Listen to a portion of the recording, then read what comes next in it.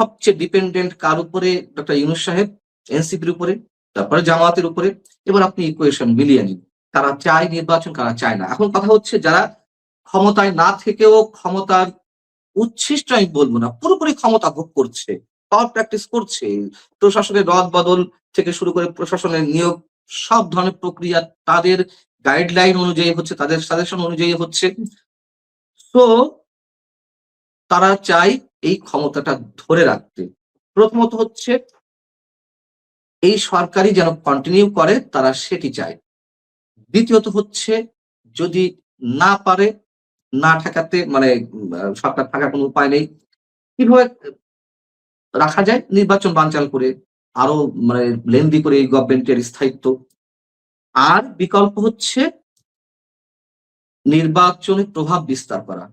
এখন দেখুন এই যে ৩টি শক্তির কথা বললাম, এই ৩টি শক্তির মধ্যে একটি শক্তি তারা তাদের, আমি যেটা ১ম এ বললাম, তাদের পছন্দ অনুযায়ী প্রশাসন সাজিয়ে রেখেছে এবং তারা সব ধরনের উইং কিন্তু তারা নিজেরাই খোলা রেখেছে।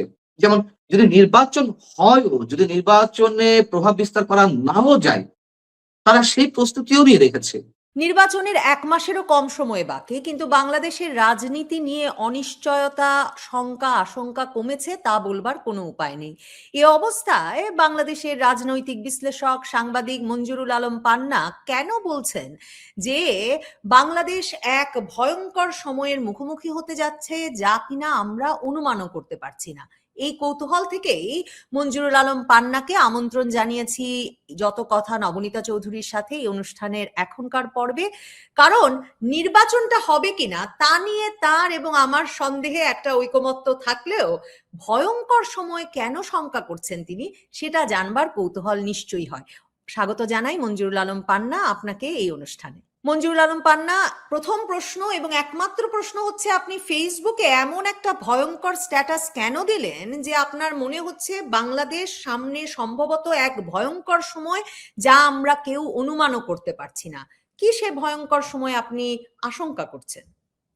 জি, আপনাকে এবং আপনার দর্শকদের অবশ্যই ১ম এ শুভেচ্ছা জানাচ্ছি এবং ১ম এ এটুকু বলে নিতে চাই যে আমি যে আশঙ্কাটা করছি সেটি যেন সর্বান্তকরণে মিথ্যা প্রমাণিত হয় এবং একটা ঐকমত্যে যে আমরা পৌঁছেছি, আপনি ১ম এ বলে নিলেন যে নির্বাচন সম্ভবত হচ্ছে না, এটা আপনিও মনে করেন, আমিও মনে করি, অনেকেই মনে করেন। শুধু আমার আপনার মতন সাধারণ মানুষ নন, মানে খেটে খাওয়া ছাপোষা সাংবাদিকরা নন, যারা এলিট অথবা যারা সমাজে প্রভাব বিস্তার করেন, যেমন ডক্টর দেবপ্রিয় ভট্টাচার্য, তিনি নিজেও শঙ্কা প্রকাশ করেছেন যে নির্বাচন নিরপেক্ষভাবে হবে কিনা সন্দেহ। তিনি নির্বাচন হলে সেটি আবার নিরপেক্ষ হবে কিনা, তো তার কথার মধ্য দিয়ে আমার আশঙ্কাটির সম্ভবত উত্তর পেয়ে যাচ্ছেন।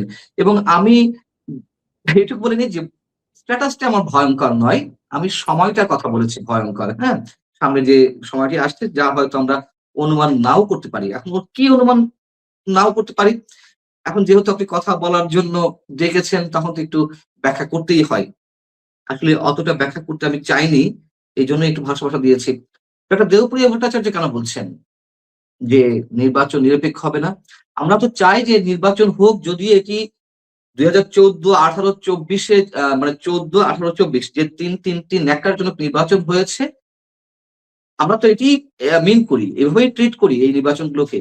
এটি তার চেয়েও জঘন্য নির্বাচন। তার কারণ আমি বারবার একটি কথা সব জায়গায় বলছি যে ওই সময় বিএনপিকে কৌশলে বাইরে রাখা হয়েছিল নির্বাচনী পরিবেশ থেকে, নির্বাচনী প্রক্রিয়া থেকে। আওয়ামী লীগ সেটি করেছিল। আওয়ামী লীগ কিন্তু ব্যান করেনি বিএনপিকে কিংবা বিএনপি সমমনা দলগুলোকে বা তাদের রাজনৈতিক কার্যক্রম নিষিদ্ধ করেনি। এখন তো আওয়ামী লীগকে ব্যান করা হয়েছে, মানে তাদের রাজনৈতিক কার্যক্রম নিষিদ্ধ করা মানে হচ্ছে এক ধরনের ব্যান করা। তাহলে এটি তার চেয়েও জঘন্য, অংশগ্রহণমূলক হচ্ছে না। দ্বিতীয় কথা হচ্ছে যে নির্বাচন যদি হয়ও, নির্বাচন না হওয়ার সংখ্যা তো রয়েছে, যদি হয়ও সেটি নিরপেক্ষ হবে না। তাহলে নিরপেক্ষ না হলে কি হবে? আমরা এইজন্যই চাচ্ছিলাম যে ঠিক আছে আওয়ামী লীগ নাই, এটা কি আর করার, তাও একটা নির্বাচন হোক, তাও একটা গণতান্ত্রিকভাবে নির্বাচিত সরকার এই বাংলাদেশে আসুক। সেটিও যদি না হয় তাহলে কি সেটি ভয়ঙ্কর হবে না? আচ্ছা, নির্বাচনের মাধ্যমে যদি গণতান্ত্রিকভাবে যদি কোনো সরকার না আসে, তাহলে সেটি অগণতান্ত্রিকভাবে আসবে। যদি অগণতান্ত্রিকভাবে কোনো শক্তি আসে, সেটি অগণতান্ত্রিক শক্তি এবং আমরা কি বলবো সেটিকে বিশেষ কোনো রাষ্ট্রের বিশেষ কোনো শক্তির এজেন্ডা বাস্তবায়নের জন্য সেই শক্তি ক্ষমতায় আসছে এবং সেই শক্তি তাহলে নির্বাচন হতে দিবে না, এবং সেই শক্তি যদি নির্বাচন হতে না দেয় অথবা নির্বাচন হওয়ার পরেও নিরপেক্ষ হতে না দেয়, তাহলে সেই শক্তির ক্ষমতাটা কতটা আমরা সেটা বুঝতে পারছি। এবং সেই শক্তি তো তারাই, এটা তো লুকোচুরি করে লাভ নেই, উগ্রবাদী সাম্প্রদায়িক গোষ্ঠী। এবং হয়তো সেখান থেকে চরমপন্থারও উত্থান ঘটতে পারে, জঙ্গিবাদেরও উত্থান ঘটতে পারে। এবং এই যে জঙ্গিবাদের চরম মানে জঙ্গিবাদ কিংবা চরমপন্থার উত্থান ঘটতে পারে, এটি আমরা আশঙ্কা করছি। তার তো কিছু সিম্পটম এই ১৭ মাসে দেখা গেছে। যদি তাই হয় সেটা তো আমার সংবিধানের বিরুদ্ধে, সেটা তো আমার মুক্তিযুদ্ধের চেতনার বিরুদ্ধে। যদি একটি কল্যাণমুখী রাষ্ট্র বা গণতান্ত্রিক রাষ্ট্র আমরা যেভাবে বলি না কেন, তার বিরুদ্ধে তার অবস্থান হবে। তাহলে সেটি তো অবশ্যই আমাদের জন্য ভয়ংকর সময়। এবং যদি এভাবেই পেছন দরজা দিয়ে কোন শক্তি ক্ষমতায় আসে, তাহলে তারা কি করতে পারে? সেটুকুও তো অনুমেয়। পান্না ভাই, মানে আপনার মূল শঙ্কা কি?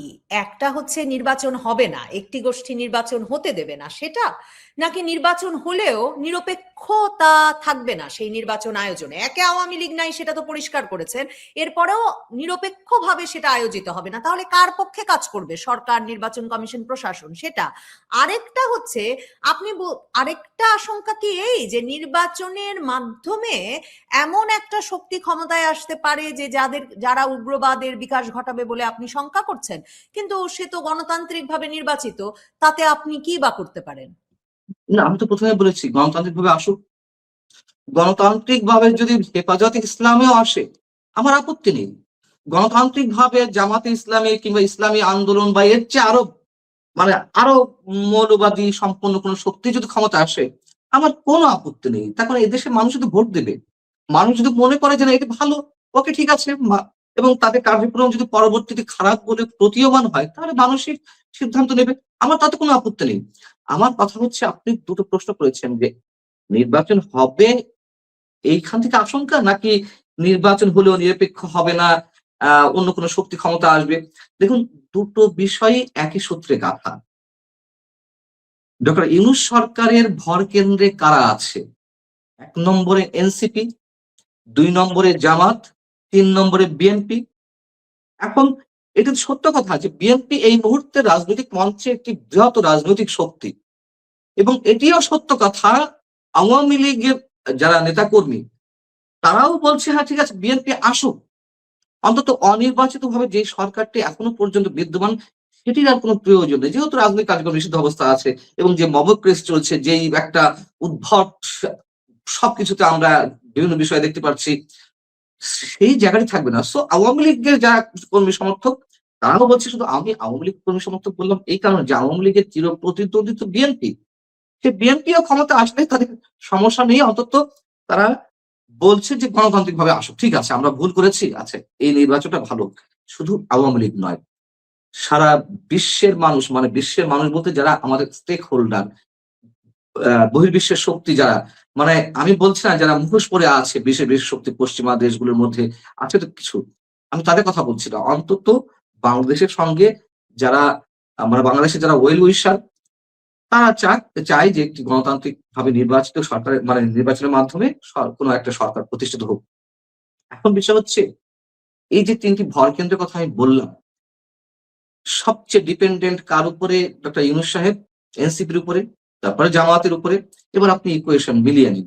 কারা চায় নির্বাচন, কারা চায় না। এখন কথা হচ্ছে, যারা ক্ষমতায় না থেকেও ক্ষমতার উচ্ছিষ্ট আমি বলব না, পুরোপুরি ক্ষমতা ভোগ করছে, পাওয়ার প্র্যাকটিস করছে। প্রশাসনের রদবদল থেকে শুরু করে প্রশাসনের নিয়োগ, সব ধরনের প্রক্রিয়া তাদের গাইডলাইন অনুযায়ী হচ্ছে, তাদের সাজেশন অনুযায়ী হচ্ছে। সো তারা চায় এই ক্ষমতাটা ধরে রাখতে। প্রথমত হচ্ছে এই সরকারই যেন কন্টিনিউ করে, তারা সেটি চায়। দ্বিতীয়ত হচ্ছে, যদি না পারে, না ঠেকাতে মানে সরকার থাকার কোনো উপায় নেই, কিভাবে রাখা যায়? নির্বাচন বানচাল করে, আরো মানে লেন্দি করে এই গভর্নমেন্টের স্থায়িত্ব। আর বিকল্প হচ্ছে নির্বাচনে প্রভাব বিস্তার করা। এখন দেখুন, এই যে ৩ টি শক্তির কথা বললাম, এই ৩ টি শক্তির মধ্যে একটি শক্তি, তারা তাদের, আমি যেটা ১ম এ বললাম, তাদের পছন্দ অনুযায়ী প্রশাসন সাজিয়ে রেখেছে। এবং তারা সব ধরনের উইং কিন্তু তারা নিজেরাই খোলা রেখেছে। যেমন যদি নির্বাচন হয়ও, যদি নির্বাচনে প্রভাব বিস্তার করা নাও যায়, তারা সেই প্রস্তুতিও নিয়ে রেখেছে। মানে তারা তারা তো এমন কোন প্রস্তুতি নেই যে তারা এখনো পর্যন্ত নেয়নি। Plan A, plan B, plan C সব ধরনের প্ল্যান তারা নিয়ে রেখেছে এবং সেই প্ল্যানিং গুলো ইমপ্লিমেন্ট করবে। এবং আমার ধারণা বিএনপি তো চাইছে যে কোনোভাবে একটি নির্বাচন হলে আ মোটামুটি তারা ক্ষমতায় চলে আসবে। মানে আপনার কি তারেক রহমানের দেশে আসাটা আপনাকে একটু অস্বস্ত করে না? এমনকি ধরেন এই যে যমুনায় খাতির করে ডক্টর ইউনূস নিয়ে গেলেন, আর কাউকে তো স্ত্রী সন্তান সহ দাওয়াত দেন নাই। মানে রাইট, ভীষণ রাইট। নিশ্চয়ই গুরুত্ব দিচ্ছেন। তো তারেক রহমানের এই আসাটা সবাই তাকে গিয়ে সমর্থন জানিয়ে আসছেন, মতিউর রহমান, মাহফুজ আনাম, মাহমুদুর রহমান। আপনার তবু কোনো আশ্বস্ত বোধ করতে পারছেন না তবু? আমি আশ্বস্ত হতে চাই। তবে আপনি এই মানে প্রশ্নটা গুরুত্বপূর্ণ, একেবারে ঠিক সময় মতো প্রশ্নটা করেছেন। সেটি হচ্ছে যে আমাদের একটি ধারণা ছিল যে তারেক রহমান দেশে এলে সবকিছু বিএনপির নিয়ন্ত্রণে চলে যাবে। আসলে কি গেছে? আমাদের মানে ধারণাগুলো কি বিএনপির নিয়ন্ত্রণে না গেলেও অন্তত একটা ব্যালেন্স তৈরি হবে। বিএনপি যে এক রকমের কোণঠাসা না, হয়েছিল সেই জায়গাটা থেকে না, সে সরে আসবে। না, সেটি আমি ধরে নিলাম সেটিই হোক। কিন্তু আসলে কি গেছে? আচ্ছা, আপনি চিন্তা করুন যে গণভোটের বাকি আছে, গণভোট এবং জাতীয় নির্বাচনের বাকি আছে এখনো পর্যন্ত ২৭ দিন। আরো ২-৩ দিন আগে অর্থাৎ নির্বাচনের ১ মাস আগেই গণভোটের ব্যালট পেপার গুলো প্রত্যেক জেলা প্রশাসকের কার্যালয়ে তাদের ট্রেজারিতে পৌঁছে গেছে। কেন ১ মাস আগে পৌঁছে যেতে হবে? যদিও নির্বাচন কমিশন বলছে যেহেতু এখন ডাবল ভোট ১৫ ১২,৭৬,০০,০০০ ভোটার অর্থাৎ প্রায় ২৫ কোটিরও বেশি, তাই তো ২৫ কোটি এরকম অ্যারাউন্ড। তো টোটাল ব্যালট পেপার এত ব্যালট পেপার রাখার জায়গা নেই। এটি একেবারে খোঁড়া যুক্তি। কেন ১ মাস আগে পৌঁছে দেওয়া হয়েছে? সেই ব্যালট পেপার গুলো কারা ইউজ করতে পারে, মিসইউজ করতে পারে এর মধ্যে। দ্বিতীয় কথা হচ্ছে পোস্টাল ব্যালট পেপার দেখুন আপনি বাহরাইনে, ওমান সহ ৩ টি দেশে কি অবস্থায় পাওয়া গেছে এবং কিভাবে ভাইরাল হয়েছে। যদিও ইসি সেটার জগাখিচুড়ি মার্কার একটা ব্যাখ্যা দিচ্ছে। তৃতীয়ত দেখুন, গণভোটের পক্ষে সরকার আধা জল খেয়ে নেমেছে, সরকার মানে সরকারের উপদেষ্টারা, নীতি নির্ধারকরা। এটি কি হয় কোনোভাবে? আপনি ভোট দিয়েছেন, ভোটের আয়োজন করা সরকারের দায়িত্ব এবং ফ্রি, ফেয়ার, অবাধ নির্বাচনের ব্যবস্থা করা। এই তো। কার পক্ষে ভোট দিবে, কার পক্ষে ভোট দেবে না এটা তো রাজনৈতিক দলগুলো প্রচার চালাবে। সরকার বড়জোর প্রচার চালাতে পারে অ্যাওয়ারনেস বিল্ডিং এর জন্য। যে আপনারা নির্বাচনে অংশগ্রহণ করুন, আপনারা ভোট কেন্দ্রে আসুন, আপনারা সিদ্ধান্ত নিন সংস্কার হবে কি হবে না। বড়জোর এই পর্যন্ত বলতে পারে। প্রধান উপদেষ্টার একজন বিশেষ সহকারী তিনি এই হ্যাঁ ভোটের পক্ষে প্রচারণা চালাতে গিয়ে বললেন, ডক্টর ইউনূস হচ্ছে ইমাম। ইমাম যদি মসজিদে কোনো খুতবা দেয় বা কোনো ফতোয়া দেয় বা কোনো বক্তব্য দেয় তার বিরোধিতা করা নাকি ফ্যাসিবাদ। অতএব ডক্টর ইউনূস যেটা বলছেন সেটাই করতে হবে। এর বাইরে যাওয়া যাবে না। কি ভয়ংকর কথাবার্তা দেখুন। স্বাস্থ্য উপদেষ্টা নূরজাহান বেগম নাকি?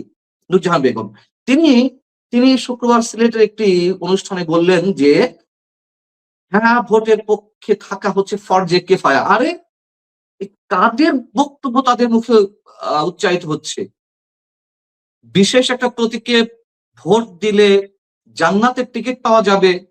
ইসলামপন্থী হলে, প্রকৃত সাচ্চা মুসলমান হতে হলে বিশেষ একটি কথিত ইসলামপন্থী দলের পক্ষে কাজ করতে হবে। এটা তো তাদের পক্ষ হয়ে এদের মুখে সেই কথাবার্তা উচ্চারিত হচ্ছে। এখানে ফরজে কিফায়া আর ফরজে শরিয়া না কি বলে, মানে আমি ঠিক খেয়াল নাই। তো এই ফরজের ক্লাসিফিকেশন কেন করা হচ্ছে? আপনি কি বুঝতে পারছেন যে ইসলামের দোহাই দিয়ে এটা ইসলামের বিভিন্ন শব্দ মিসইউজ করে বরঞ্চ ইসলামকে বিতর্কিত করে, যারা বিতর্কিত করে আসছে যে রাজনৈতিক দলটি তাদের পথ অনুসরণ করছে। মানে হ্যাঁ ভোট জয় যুক্ত হতেই হবে। Who is Yunus? কেন তার এত গায়ে জ্বালা? তাকে কেন নিয়ে আসা হয়েছে? একটা নির্বাচন করার জন্যই তো আনা হয়েছিল। আমাদের সবার প্রত্যাশা তো এইটাই ছিল। তারা বলে ফেলল তাদের প্রধান এজেন্ডা ৩ টি। নির্বাচন, সংস্কার এবং আরেকটা কি? বিচার। শেখ হাসিনা পতনের এক দফা আন্দোলনের সময় কি এই কথাগুলো ছিল? ছাত্রদের পক্ষ থেকে যারা আন্দোলনটি করেছিল? এরা এসে ৩ টি বানিয়ে এলো। আচ্ছা ঠিক আছে করুন, সমস্যা নেই। কিন্তু এখন কি উদ্দেশ্যে, কোন জায়গা থেকে এইসব meticulous ডিজাইন নতুন ভাবে আমাদের সামনে উপস্থিত হতে হচ্ছে এবং বিশেষ একটি দলের হয়ে তারা এই কথাগুলো বলছে। একই ধরনের বক্তব্য আমাদের সামনে উপস্থিত হচ্ছে। আচ্ছা, আচ্ছা আপনি দেখুন আরো খেয়াল করুন, সাংবাদিক আনিস আলমগীরের নামে দুদকের একটি মামলা দেয়া হলো। কেন? এই সরকারের হাতে আছে আর মাত্র কয়েকটা দিন। কেন এত সব বিতর্কের মধ্যে জড়াবে? আপনি দেখুন ডক্টর খলিলুর রহমান নিরাপত্তা উপদেষ্টা। তাহলে সরকারের বাকি আছে আর কয়েকটা দিন। খলিলুর রহমানের এই কথাটাই আপনি বলতে যাচ্ছিলেন কিনা জানি না, আমি মুখের কথা কেড়ে জি, নিলাম। হ্যাঁ, খলিলুর হ্যাঁ, রহমান, ফয়েজ আহমেদ তৈয়ব এদেরকে এবং নির্বাচন কমিশনের সচিব, হ্যাঁ, এই তিনজনকে বানিয়েছে বিমানের পরিচালক। শরীফ হ্যাঁ, ওসমান হাদির ভাইকে, মানে হাদির ভাই চাইছেন বিচার, তার ইনকিলাব মঞ্চ হুম, এখনো স্বাভাবিক অবরোধ করে রেখেছে, তার ভাইকে পাঠাচ্ছে সেকেন্ড সেক্রেটারি করে যুক্তরাজ্যে। মানে হুম। সরকার এ ধরনের, কিংবা ধরেন চীনের সাথে ৬০৮ কোটি টাকার ড্রোন চুক্তি, কিংবা পাকিস্তান থেকে যুদ্ধ বিমান কেনা, মানে এত বড় বড় চুক্তি কার্যক্রম এসবে যাচ্ছে কেন সরকার? প্রশ্ন তো এখানেই। আপনি মিলিয়ে নিন। আমি শুধু প্রশ্নগুলো আপনি আপনার প্রশ্নের জায়গা থেকে আমি একটু elaborately আরো বেশ কিছু প্রশ্ন arise করছি। তাহলে এগুলো কিসের লক্ষণ? কেন ডক্টর খলিলুর রহমানকে বিমানের মানে পরিচালক করতে হলো? ফয়েজ তৈয়বকে করতে হলো? ইসি সচিব যার প্রধান কাজ এই মুহূর্তে নির্বাচনী কর্মকাণ্ড পরিচালনা করা। আপনি কি বুঝতে পারছেন কোন দিকে যাচ্ছি? আমি কেন শুধু বলেছি যে একটা ভয়ংকর সময় আমাদের সামনে ওয়েট করছে? পান্না ইসি ভাই, আমি সচিব। একদম কোনো লক্ষণ আমি বিশ্বাসই করি না ডক্টর ইউনূসকে যমুনা থেকে বের করা খুব সহজ হবে। যমুনা থেকে বের করতে হলে তাকে আসলে বঙ্গভবন পাঠাতে হবে। মানে আমার সমীকরণটা এরকম। হুম, হুম, আমি হুম, এরকম হুম। বয়ানও তৈরি করেছি। কিন্তু আমি যেটা বুঝতে পারি না সেটা হচ্ছে যে সত্যিই কি, মানে একটা ভয়াবহ, আপনি ভয়ঙ্কর সময় বলেছেন, কিন্তু একটা ভয়াবহ বিশৃঙ্খলা বাংলাদেশে যদি আনফরচুনেটলি তৈরি না হয়, মানে এমনটা না ঘটুক, তৈরি না হয়, তাহলে কি আসলে এই সরকারের পক্ষে নির্বাচনটা না করে মানে তার সময় দীর্ঘস্থায়ী করা সম্ভব হবে? কারণ তার উপর তো আসলে বিদেশি চাপ আছে, দেশি বিদেশি চাপ আছে নির্বাচনটা করে নির্বাচিত সরকারের হাতে ক্ষমতা দেওয়ার।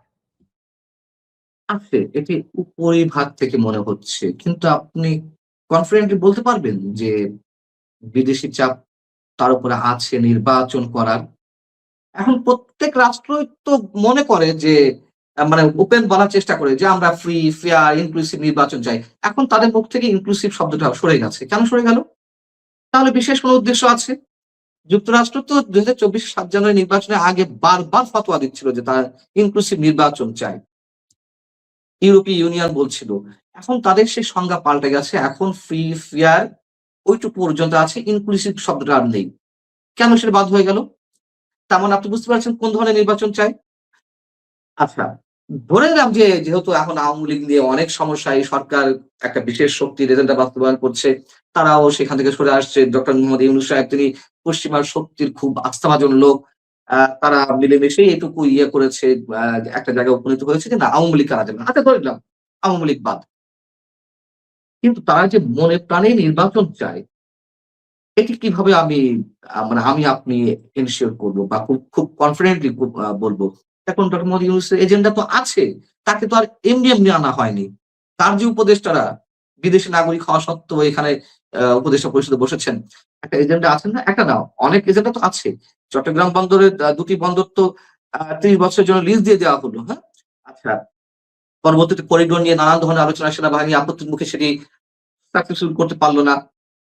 এখন বিমানে, বিমানে কেন ডক্টর খলিলকে দেয়া হলো? একজন উপদেষ্টা পরিচালনা পর্ষদে যেতে পারে আপনি বলুন। আপনি আমাকে একটা এক্সাম্পল দেখান এর আগে যতগুলো সরকার এসেছে সেটি গণতান্ত্রিক হোক কিংবা অগণতান্ত্রিক, আমি জানি না আমার ভুল হতে পারে। সেই সরকারগুলোর কোন মন্ত্রী কিংবা উপদেষ্টা কোন পরিচালনা পর্ষদে থাকে? আপনি আমাকে দেখান তো।